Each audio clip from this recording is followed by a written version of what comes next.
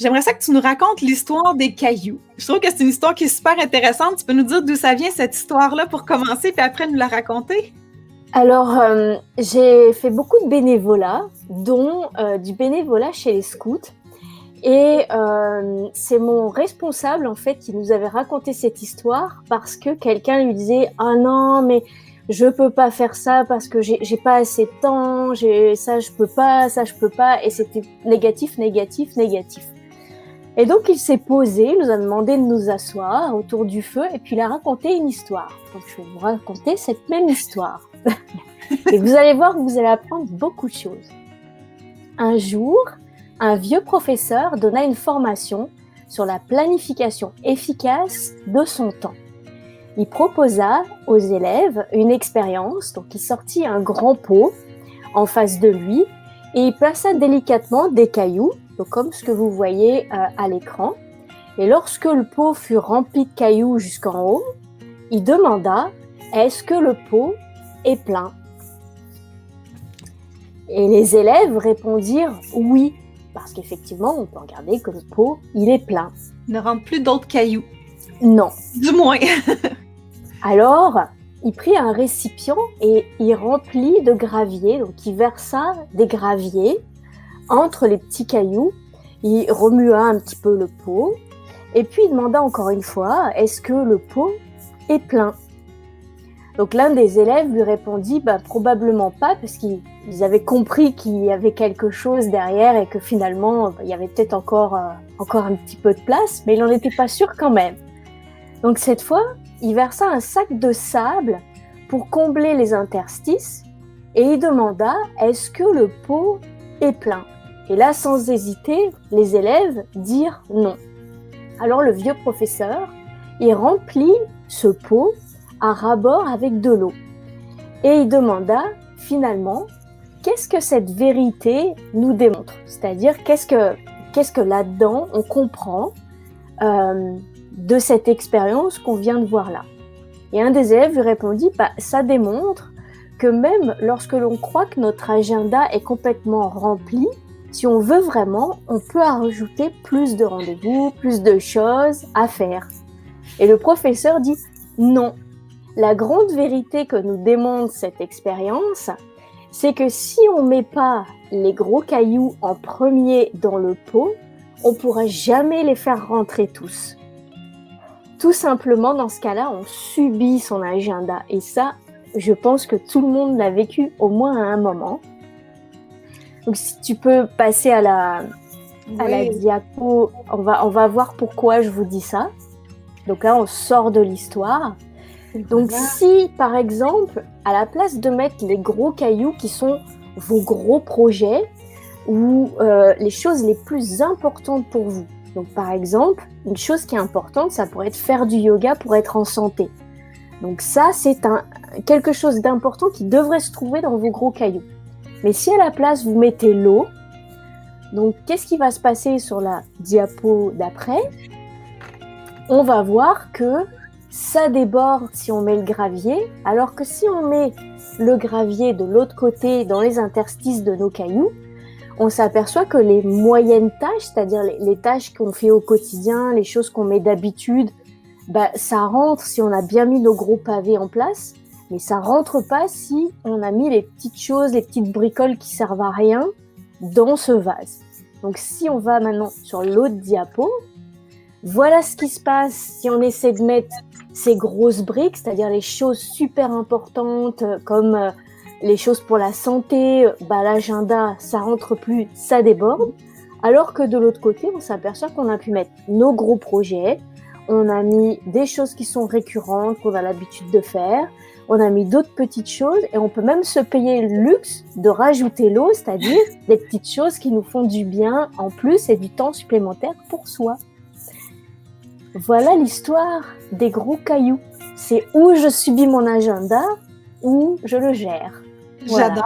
J'adore cette histoire-là parce que quand on est du côté de je subis mon agenda, on finit par s'étourdir, et on finit par en prendre trop, par ne plus être efficace, et le burn-out nous guette aussi quand on fait ça sur une trop longue période. Je veux dire, quand ça arrive sur une petite période, on est capable de le gérer la plupart du temps. Mais quand c'est sur une longue période, ça devient impossible de gérer ça. Donc, de mettre les gros cailloux, les grosses roches en premier, c'est ça la fondation de notre emploi du temps.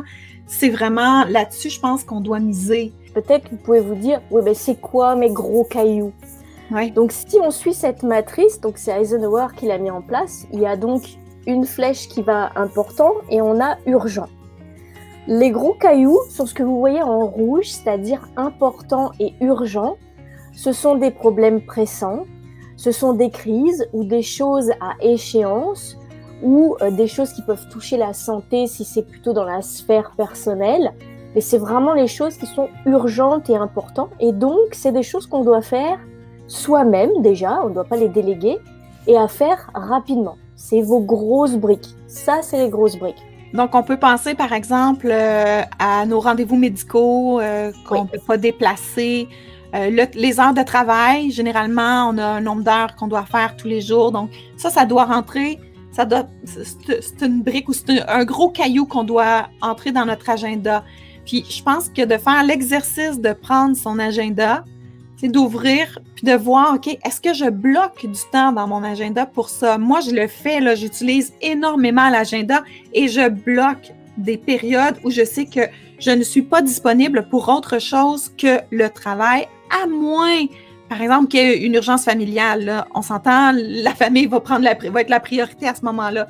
Mais de bloquer comme ça, d'aller placer les gros cailloux dans mon agenda tout de suite, pour moi, c'est une façon d'être efficace, organisée et de ne pas me laisser porter par toutes les stimulations qui peuvent survenir.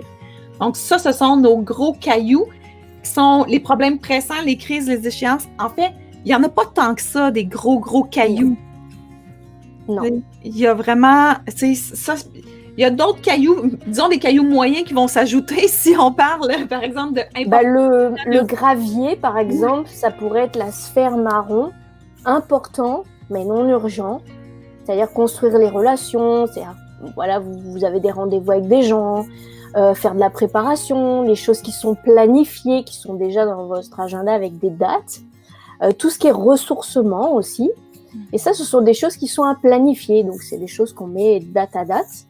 Et en plus petit gravier, donc plutôt au niveau du sable, on pourrait avoir le pas important mais urgent, c'est-à-dire en bleu sur le cadran. Ce sont des activités à faire pour les autres. Ce sont les imprévus et c'est parfois le téléphone. Et ça, ce sont des choses soit à simplifier, soit à déléguer. Parce que parfois, il y a des gens qui sont plus compétents que vous pour faire ça. Ou bien c'est des choses où on peut dire écoute, j'entends ce que tu me demandes, là j'ai d'autres choses à faire, mais je te reviens par exemple dans une journée ou dans une heure, etc. On peut simplifier ou déplacer. Ça, c'est le petit sable. Et la partie verte, c'est ce qui n'est pas important, pas urgent. Donc ça, c'est des choses qui sont à supprimer. Qu'est-ce que c'est? C'est les interruptions, les mauvaises habitudes, les discussions futiles. Vous avez tous vécu la machine à café quand on travaille. Les distractions. Je suis en train de travailler en télétravail et puis je vais aller sur Facebook, puis en fait, je vais m'égarer, puis je travaille plus. Les hésitations, tout ce qui vous fait hésiter quand vous passez pas à l'action, ça, c'est clairement à supprimer, tout simplement. Ça n'a pas à être dans votre agenda, ça n'a pas à vous polluer le temps et c'est pollueur de temps. Exactement. Et c'est là où il y a la fuite de temps. Oui, c'est ça. Ça, ce sont les petits trucs qu'on peut ajouter quand il y a de l'extra dans notre horaire, quand on est en vacances, par exemple. Mais sinon, au quotidien, si je récapitule, donc les gros cailloux, ce sont, par exemple, si vous avez des enfants qui sont en bas âge et que vous devez aller les reconduire à l'école, préparer les lunchs, vous en occuper à différents moments de la journée, ça fait partie des gros cailloux. Ça doit rentrer, ça doit être prévu dans votre emploi du temps, dans votre agenda. Moi, je bloque ces périodes-là. C'est des périodes famille. Okay? Le souper, par exemple, c'est la période famille. Donc, on est ensemble. Le travail, c'est bloqué aussi. et les rendez-vous importants, les rendez-vous médicaux qu'on ne peut pas déplacer, sur lesquels on n'a pas tant de contrôle. Donc ça serait les gros cailloux importants et urgents. Dans le important non urgent, ce serait justement prendre du temps, sans que ce soit obligatoire, mais prendre du temps avec le conjoint pour cultiver la relation, par exemple. Ça peut être prendre du temps pour... j'ai pas parlé de la séance de yoga que j'aurais mis dans important et urgent, là, que je mettrais tous les jours dans mon agenda. Là. Tous les matins, la séance de yoga, elle est bloquée. Donc, ça, je le mettrais là. Important, non urgent, justement, tu sais, les rencontres avec les amis, ça se fait plus rare par les temps qui courent, mais bon, ça permet d'entretenir nos relations, justement, ça permet de se développer, donc c'est de se sentir bien, donc d'avoir l'impression d'être en communauté, d'avoir, d'aller, je sais pas, y chercher des moments de plaisir aussi, donc c'est génial. Donc, le pas important et urgent, ce sont tous les imprévus qui arrivent. Dans notre horaire, ça prend un peu de latitude pour ces éléments-là, hein, parce que le pas important mais urgent, si on peut, on le délègue, comme tu disais, Betty, parce que c'est pas toujours nécessairement à nous que revient la tâche de le faire. Mais sinon, d'avoir un petit peu de marge de manœuvre dans notre horaire, de pas avoir un horaire trop rigide, ça aide à faire rentrer des petits trucs comme ça qui vont arriver, qui sont pas importants, mais qui sont urgents à faire. Alors, on peut les insérer à certains endroits. Puis, pas important et pas urgent, on fait ça pendant les vacances, on fait ça les fins de semaine, on peut faire ça les soirs si on a du temps d'extra. Mais je pense que de le penser comme ça, de regarder son agenda, là, puis de l'organiser de cette façon-là, puis on peut même utiliser des couleurs. Tu sais, j'aime les couleurs que tu as utilisées dans le schéma de la matrice d'Eisenhower parce que ça permet de mettre ces couleurs-là aussi dans notre agenda. Dans mon agenda, tout ce qui est Diva Yoga, c'est en mauve. Tout ce qui est personnel, c'est en bleu. Tout ce qui concerne les activités des enfants, il y a une couleur pour chacun de mes enfants. Comme ça, je sais qui a quelle activité à quel moment. Les rendez-vous médicaux sont d'une autre couleur. Donc, il y a des couleurs différentes comme ça qui me permettent de savoir exactement, OK, qu'est-ce que c'est que ça et est-ce que c'est déplaçable? C'est la même chose si on peut aller à plus petite échelle. Quand je prends mon bloc travail, dans mon bloc travail, il y a des blocs qui ne sont pas déplaçables. Les réunions, par exemple. J'ai pas de contrôle nécessairement sur l'heure de la réunion. Donc, ça, c'est non négociable, c'est non déplaçable.